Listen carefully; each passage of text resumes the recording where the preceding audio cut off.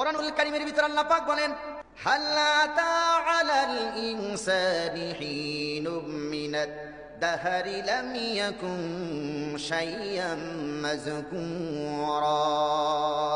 মানুষের জীবনে কি এমন এক সময় অতিবাহিত হয়নি, মানুষের জীবনে কি এমন একটা সময় আসেনি সে উল্লেখযোগ্য বিষয়বস্তু হিসাবে কিছু পরাবানিত ছিল না, তার কোনো নাম ছিল না, পরিচয় ছিল না, এমনকি তার কোনো জানাশোনা ছিল না। তিনি ছিলেন কি? আল্লাহ পাক কোরআনুল কারীমের ভিতরে বলেন, এই পৃথিবীতে মানুষ আসার আগে মানুষের অবস্থা কি ছিল? আল্লাহ পাক বলেন, ইন্না খালাকনাল ইনসানা মিন নুতফাতিন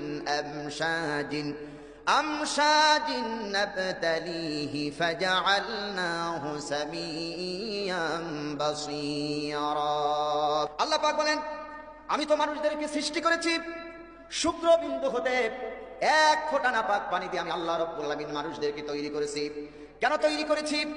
নাবতালিহি ফাজআলনাহু সামিয়াম বাসীরা। আমি মানুষদেরকে তৈরি করেছি এই জন্য, মানুষদেরকে সৃষ্টি করেছি এই জন্যে, যাতে করে আমি মানুষদেরকে পরীক্ষা করতে পারি। মানুষদেরকে শুধু তৈরি করি না, আমি আল্লাহ পাক মানুষদেরকে শোনার শক্তি দিয়েছি, দেখারও শক্তি দিয়েছি, মানুষদেরকে দৃষ্টি শক্তি আর শ্রবণ শক্তি আমি আল্লাহ রাব্বুল আলামিন দিয়ে দিয়েছি। সুবহানাল্লাহ বলি। মানুষ সব জন্মের আগে কি ছিল? মৃত্যু ছিল। মৃত্যু থেকে আল্লাহ পাক কি করছেন? জিন্দা করছেন। শুধু জিন্দা করে নাই, তার দৃষ্টি শক্তি দিয়েছেন, শ্রবণ শক্তি দিয়েছেন, যাতে করে তার দৃষ্টি দিয়ে দেখতে পারে আর শ্রবণ শক্তি দিয়ে তিনি যেন শুনতে পারে। আল্লাহু আকবার বলি।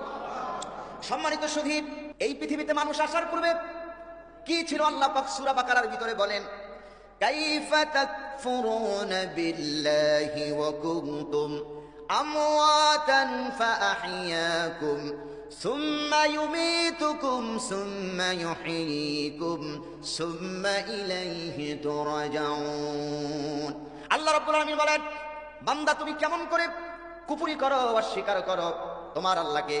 তুমি তো ছিলে মৃত্যু, এই মৃত্যু থেকে আমি আল্লাহ রাব্বুল আলামিন তোমাকে জিন্দা করেছি, আবার এই জিন্দা থেকে আমি আল্লাহ তোমাদেরকে মৃত্যু দেব, আবার এই মৃত্যু থেকে আমি আল্লাহ রাব্বুল আলামিন তোমাদেরকে জিন্দা করব। সুবহানাল্লাহ। মানুষ জন্মের আগে ছিল কি? মৃত্যু। মৃত্যু থেকে আল্লাহ কি করছেন? জিন্দা। আবার এই জিন্দা থেকে আল্লাহ কি করবেন? মৃত্যু দেবেন। আবার এই মৃত্যু থেকে আল্লাহ কি করবেন?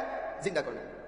এই জন্য আমরা যখন কবরের মধ্যে লাশ রাখি, কবরে লাশ রাখার পর যখন বাঁশের চালাগুলো বিছাইয়ে দেই, চতুর্দিক থেকে মাটি দেওয়ার পর আপনি আমি একটা দোয়া পড়ি, মিনহা খালাকনাকুম ওয়া ফিহা নুঈদুকুম ওয়া মিনহা নুখরিজুকুম তাওয়াতান উখরা।